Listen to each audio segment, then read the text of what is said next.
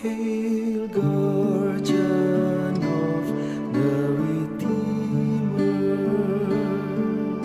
spouse of the Blessed Virgin Mary. To you, God entrusted His only Son. In you, Mary placed her trust. With you, Christ became man. Blessed Joseph, to us too, show yourself a Father and guide us in the path of life. Obtain for us grace, mercy, and courage, and defend us from every evil. Hail, guardian of the Redeemer, spouse of the Blessed Virgin Mary. To you, God entrusted His only Son.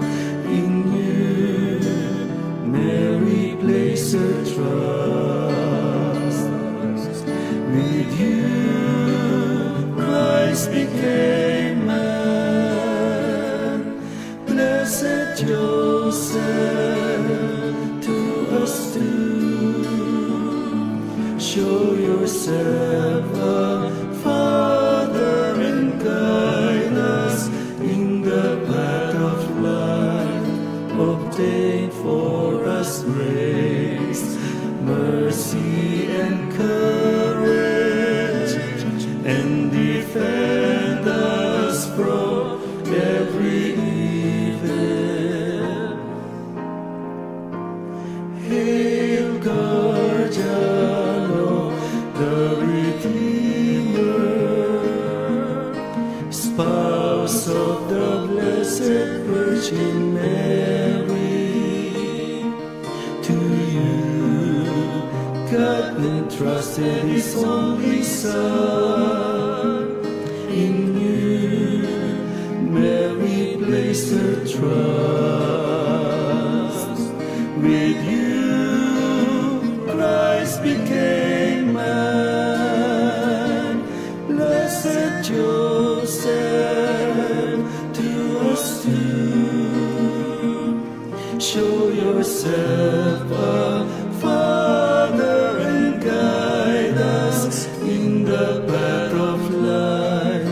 Obtain for us grace, mercy, and courage, and defend us from every evil. Amen.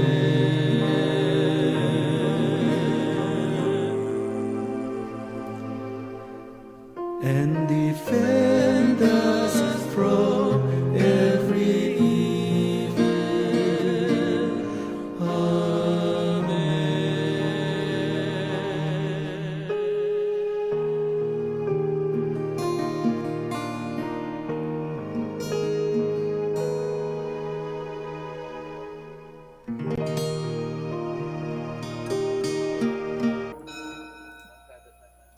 Muli magandang gabi po sa ating lahat. Malugod na pagtanggap sa St. Joseph Parish Gagalangin sa ika-6 at kalahati ng gabing banal na misa na may liturhiya ngayong Lunes ng ika-20 linggo sa karaniwang panahon. Magsitayo po ang lahat at tayo'y makiisa sa Eucharistikong pagdiriwang na pamumunuan ng ating Kura Paroko, Reverendo Padre Douglas D. Badong.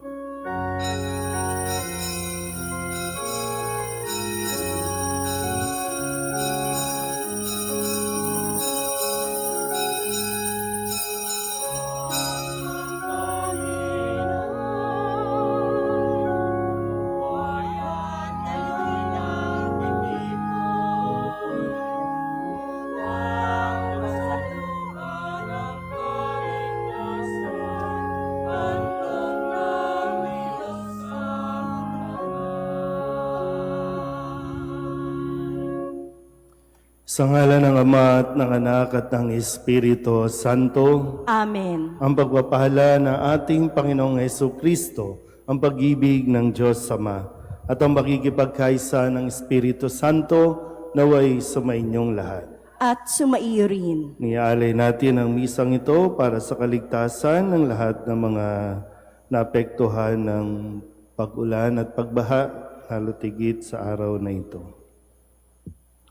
Mga kapatid, aminin natin ang ating mga kasalanan upang tayo'y maging marapat gumanap sa banal na pagdiriwang.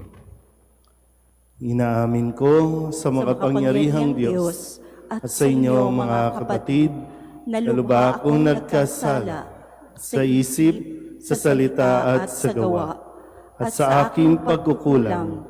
Kaya isinasamo ko sa mahal na Birheng Maria, sa lahat ng mga anghel at mga banal, at sa inyo mga kapatid, na ako'y panalangin sa Panginoong ating Diyos.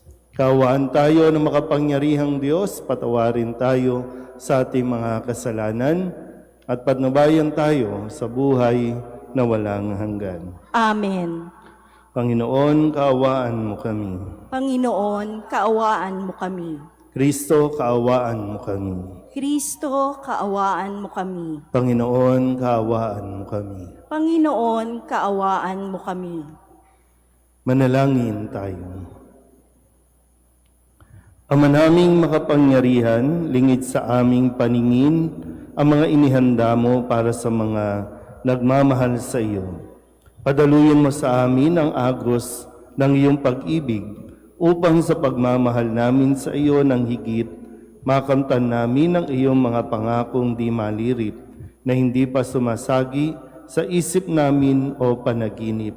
Inilulog namin ito sa pamamagitan ni Jesucristo kasama ng Espiritu Santo magpasawalang hanggan. Amen.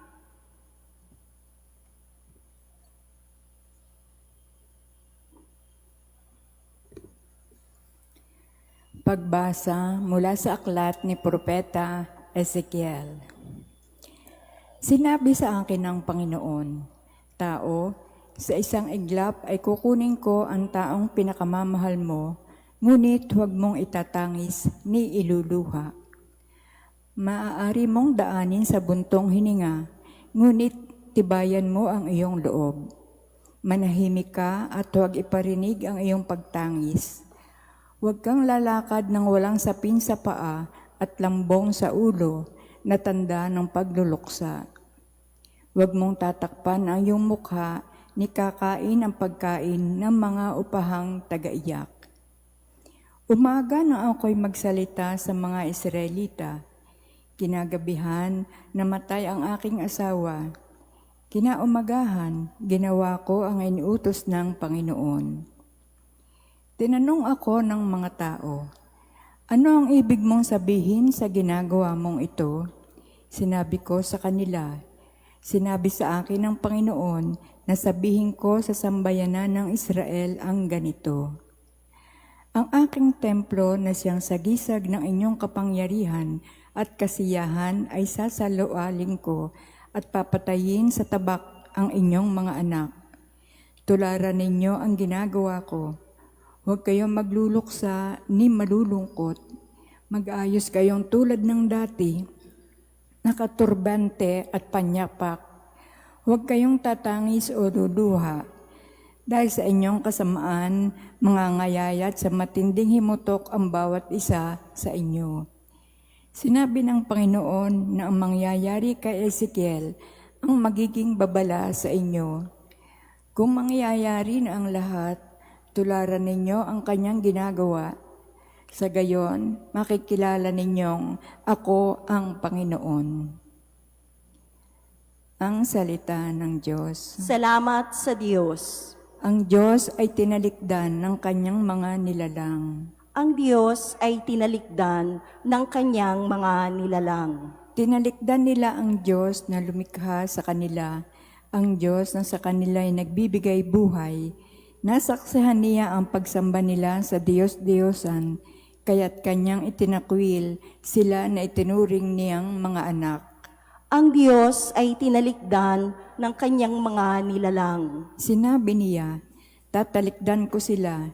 Tingnan ko lang kung ano ang kanilang sapitin, pagkat sila isang lahing masama, mga anak na subail. Ang Diyos ay tinalikdan ng kanyang mga nilalang. Pinapanibugho nila ako nang sambahin nila yaong hindi Diyos. Ginalit nila ako dahil sa kanilang Diyos-Diyosan. Kaya paninibughuhin ko rin sila at gagalitin sa pamamagitan ng bansang di kumikilala sa akin. Ang Diyos ay tinalikdan ng kanyang mga nilalang.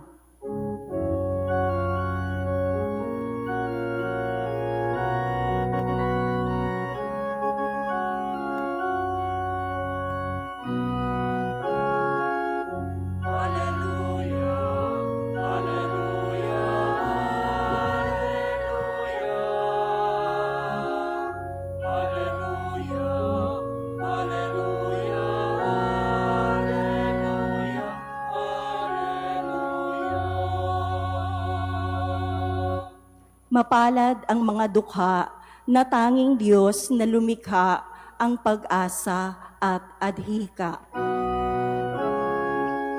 Alleluia, Alleluia, Alleluia. Alleluia, Alleluia,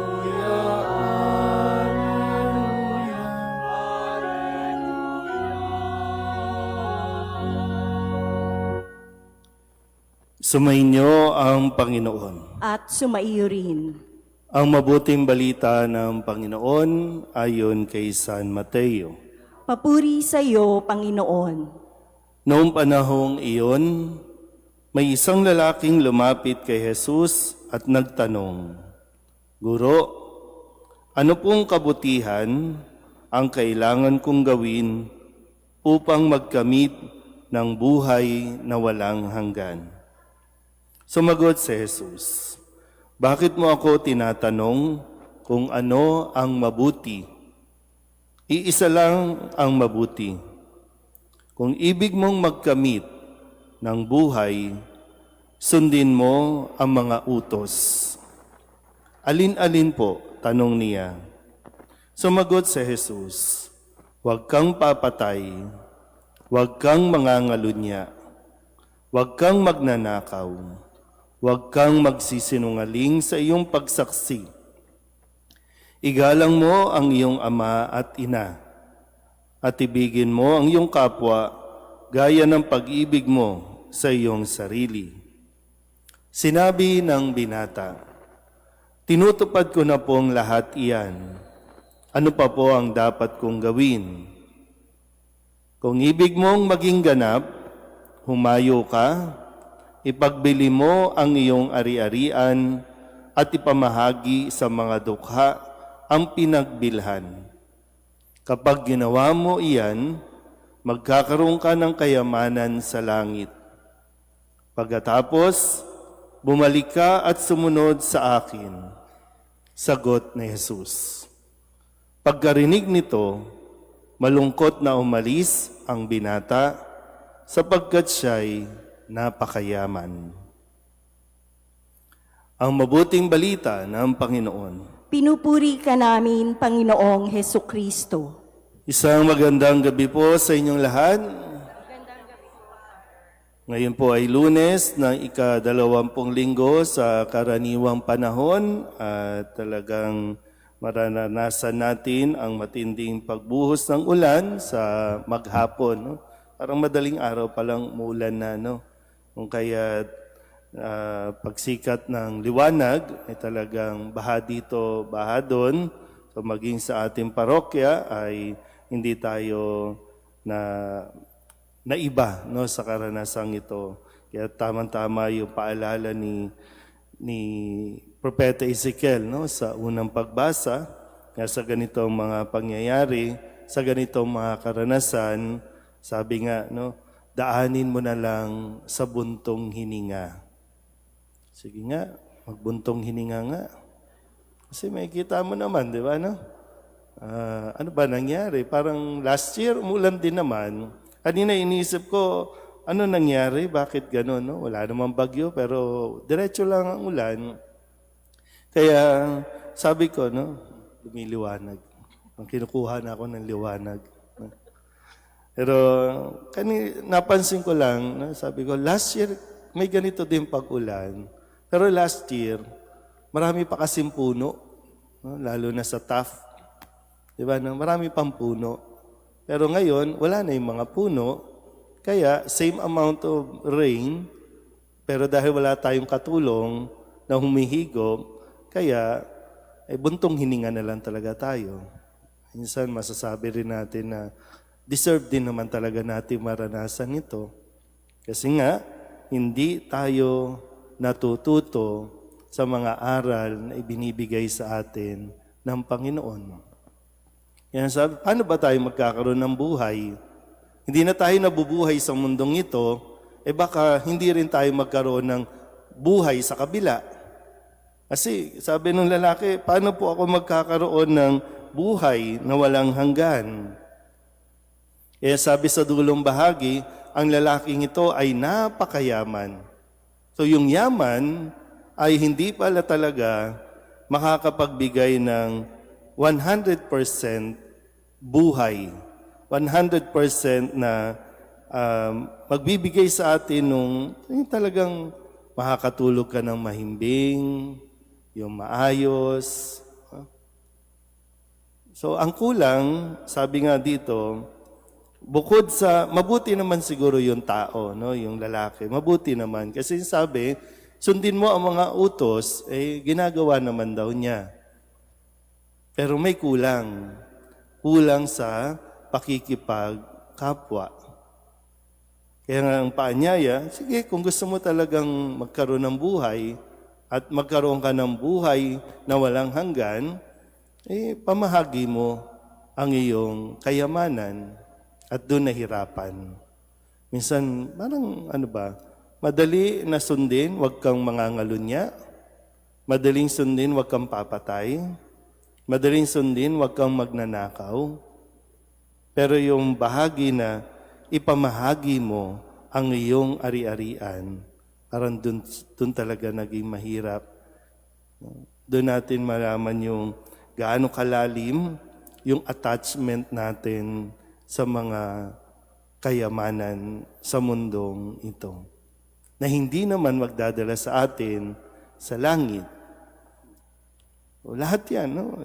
Although, parati naman natin naririnig na nagiging mababaw na nga lang, lahat ng kayamanan mo, iiwan mo dito kasi wala ka naman talagang dadalhin sa langit. May iiwan lahat. Masusunog nga minsan lahat. Babahain ang lahat ng mga ari-arian. Yung mga appliances, pag dumating ang baha, lubog lahat yan. So, wala. Pero attached na attached tayo dyan sa mga yan. Hindi naman po sinasabing masama yung mag-impok ka o kaya magkaroon ka ng mga material na bagay. Hindi masama yan. Pero yung lalim na saan tayo dinadala ng mga ito? Kasi dapat nga, no? Kung tayo ay privilege, ibig sabihin, maayos-ayos ang buhay natin dahil sa mga blessings na mayroon tayo, pero hindi nangangahulugan na sarili lang natin ang ating iisipin. Yun yung isang paanyaya sa atin na pahalagahan, ingatan din ang ating kapwa. So pag dumating yung panahon o pag hiningi sa atin ng pagkakataon na magbahagi, sana handa tayo na magbahagi. Mahirap maging makasarili. Mahirap maging selfish. Kasi kahit kaano mo payakapin, gapusin o itali mo, kahit na isama mo pa sa hukay ang kayamanan mo, makukuha at makukuha sa iyo yan. Kasi wala talaga tayong kailangan kung sakaling makakapasok tayo sa kaharian ng langit. Amen?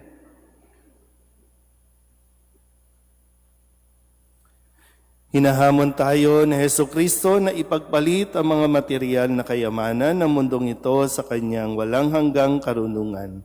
Ang ating mga panalangin naway makatulong sa ating pagpasok sa kanyang kaharian. Ang ating itutugon, ikaw ang pamana sa amin, O Panginoon. Ikaw ang pamana sa amin, O Panginoon. Ang simbahan naway mapalaya ang mga lalaki at babae sa epekto ng materialismo at kahangalan. Manalangin tayo sa Panginoon.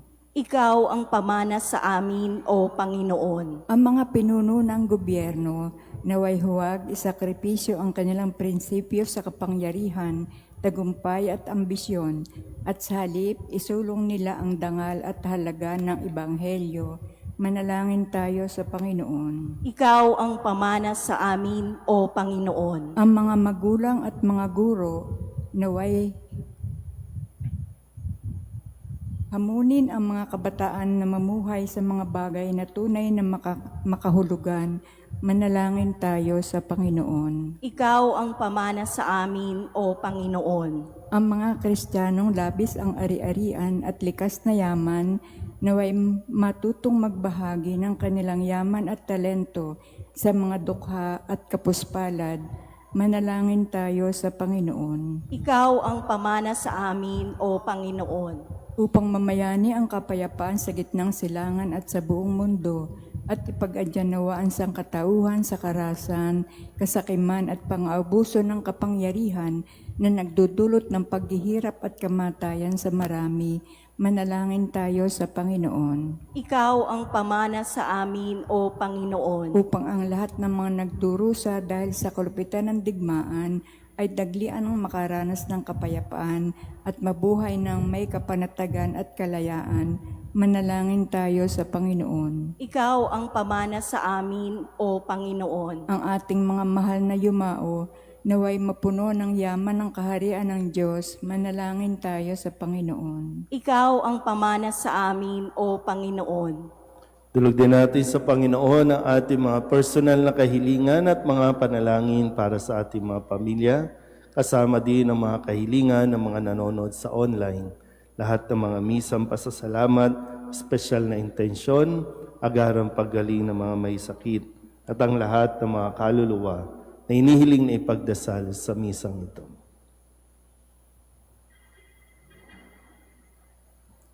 Ang lahat ng ito inihiling namin sa ngalan ni Kristong aming Panginoon. Amen.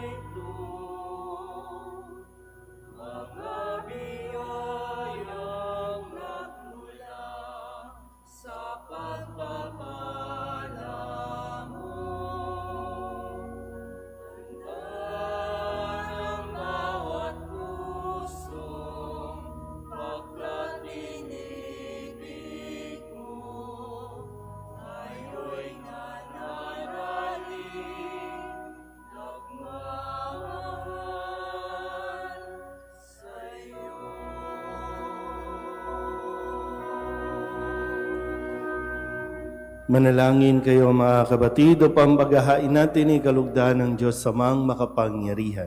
Tanggapin nawa ng Panginoon itong paghahain sa iyong mga kamay sa kapurihan niya at karangalan sa ating kapakinabangan at sa buong sambayanan niyang banal. Ama naming lumikha, tanggapin mo ang mga alay upang maganap ang pagpapalitan ng iyong kaloob at ng aming handog sa aming paghahain na iyon na ring ibinigay para kami maging marapat na iyong paunlakan sa pamagitan ni Jesucristo kasama ng Espiritu Santo magpasawalang hanggan. Amen. Sumainyo ang Panginoon. At sumaiyo rin. Itaas sa Diyos ang inyong puso at diwa. Itinaas na namin sa Panginoon. Pasalamatan natin ang Panginoong ating Diyos. Marapat na siya ay pasalamatan.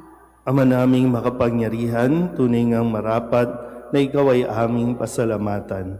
Sa iyong paglingap at kagandahang loob, ang tao'y nilikha mo at pinangangasiwa sa sansinuko.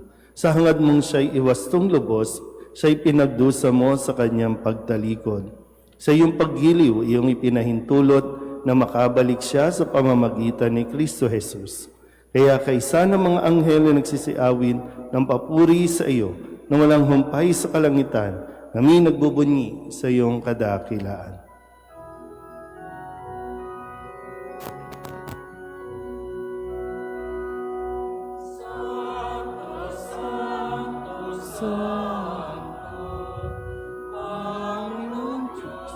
Ng mga hukbo, napupuno ang langit at lupa ng kadakilaan mo.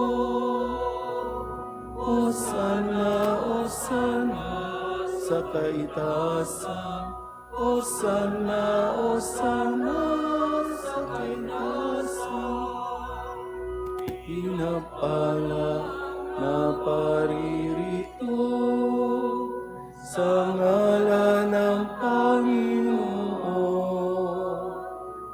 Hosana, Hosana sa kaitaasan, Hosana, Hosana sa kaitaasan. Ama naming banal, ikaw ang bukal ng tanang kabanalan. Kaya't sa pamamagitan ng iyong Espiritu, gawin mong banal ang kaloob na ito upang para sa aming maging katawan at tugo ng aming Panginoong Heso Kristo. Bago niya pinagtiis ang kusang loob na maging handog, hinawakan niya ang tinapay, inasalamatan kaniya, pinaghati-hati niya iyon, iniabot sa kanyang mga alagad at sinabi, "Tanggapin ninyong lahat ito at kanin, ito ang aking katawan na ihahandog para sa inyo."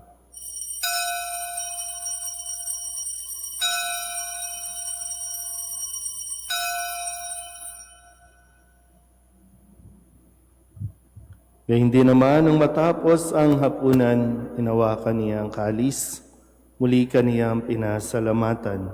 Iniabot niya ang kalis sa kanyang mga alagad at sinabi, "Tanggapin ninyong lahat ito at inumin. Ito ang kalis ng aking dugo, ng bago at walang hanggang tipan. Ang aking dugo na ibubuhos para sa inyo at para sa lahat sa ikapagpapatawad ng mga kasalanan. Gawin ninyo ito sa pag-alaala sa akin."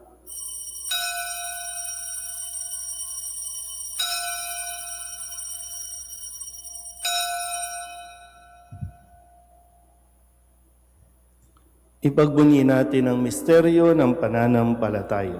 Si Kristo'y namatay, si Kristo'y nabuhay, si Kristo'y babalik sa wakas ng panahon. Ama, ginagawa namin ngayon ang pag-alaala sa pagkamatay at muling pagkabuhay ng iyong anak, kaya tiniaalay namin sa iyo ang tinapay na nagbibigay buhay at ang kalis na nagkakaloob ng kaligtasan. Kami napapasalamat dahil kami iyong minarapat na tumayo sa harap mo para maglingkod sa iyo. Isinasamo namin kami magsasalo-salo sa katawan at dugo ni Kristo ay mabuklod sa pagkakaisa sa pamamagitan ng Espiritu Santo. Ama, lingapin mo ang iyong simbahang laganap sa buong daigdig. Puspusin mo kami sa pag-ibig kay San Leon na aming Papa at ni Jose na aming Obispo at ng Tanang Kaparian. Alalahanin mo rin ang mga kapatid naming nahimlay na may pag-asang sila'y muling mabubuhay, gayon din ang lahat ng mga pumanaw. Kawaan mo sila at patuloyin sa iyong kaliwanagan. Kawaan mo at pagindapating kaming lahat na makasalo sa iyong buhay na walang wakas. Kaysa ng mahal na Birheng Maria na ina ng Diyos, ng kabiyak ng puso niyang si San Jose, kaysa ng mga apostol at ng lahat ng mga banal na namuhay dito sa daigdig na kalugod-lugod sa iyo, may pagdiwang nawa namin ang pagpupuri sa ikararangal mo sa pamamagitan ng iyong anak na aming Panginoong Heso Kristo. Sa pamamagitan ni Kristo, kasama niya at sa Kanya, ang lahat ng parangal at papuri ay sa iyo, Diyos Amang makapangyarihan, kasama ng Espiritu Santo, magpasawalang hanggan.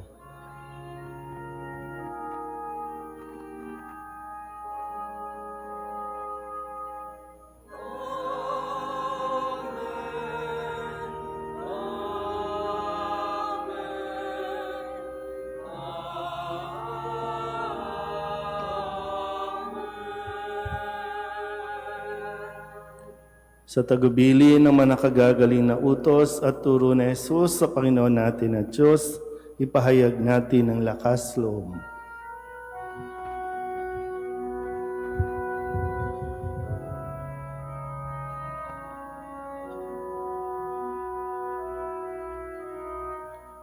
Ama namin, sumasalangit ka. Sambahin ang ngalan mo, mapasa amin ang kaharian mo, sundin ang loob mo, dito sa lupa para nang sa langit. Bigyan mo kami ngayon ng aming kakanin sa araw-araw at patawarin mo kami sa aming mga sala para ng pagpapatawad namin sa nagkakasala sa amin at huwag mo kami ipahintulot sa tukso at iagyan mo kami sa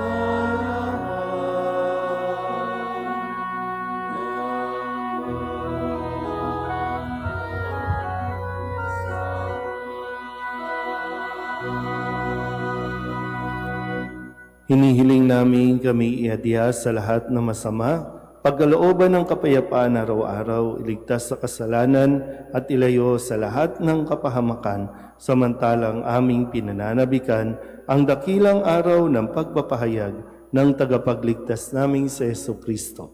Sapagkat iyo ang kaharian at ang kapangyarihan at ang kapurihan, magpakailanman. Amen. Panginoong Jesucristo, sinabi mo sa iyong mga apostol, kapayapaan ang iniiwan ko sa inyo, ang aking kapayapaan ang binibigay ko sa inyo.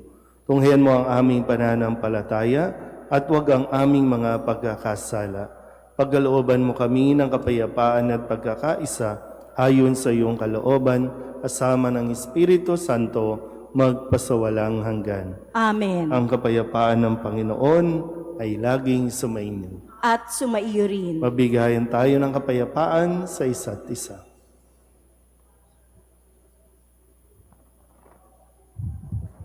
Kordero ng Diyos na nag-aalis ng mga kasalanan ng sanlibutan, maawa ka sa amin. Kordero ng Diyos na nag-aalis ng mga kasalanan ng sanlibutan, maawa ka sa amin. Kordero ng Diyos na nag-aalis ng mga kasalanan ng sanlibutan, ipagkaloob mo sa amin ang kapayapaan. Ito ang kordero ng Diyos. Ito ang nag-aalis ng kasalanan ng sanlibutan. Mapalad ang mga inaanyayahan sa kanyang piging.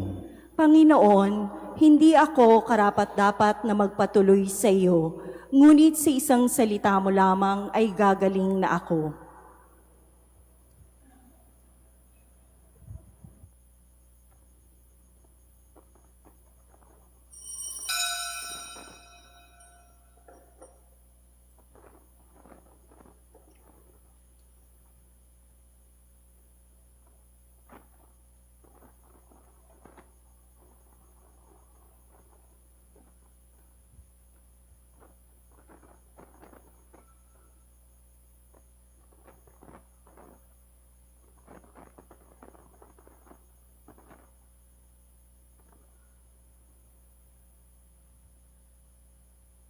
Magsiluhod po ang lahat.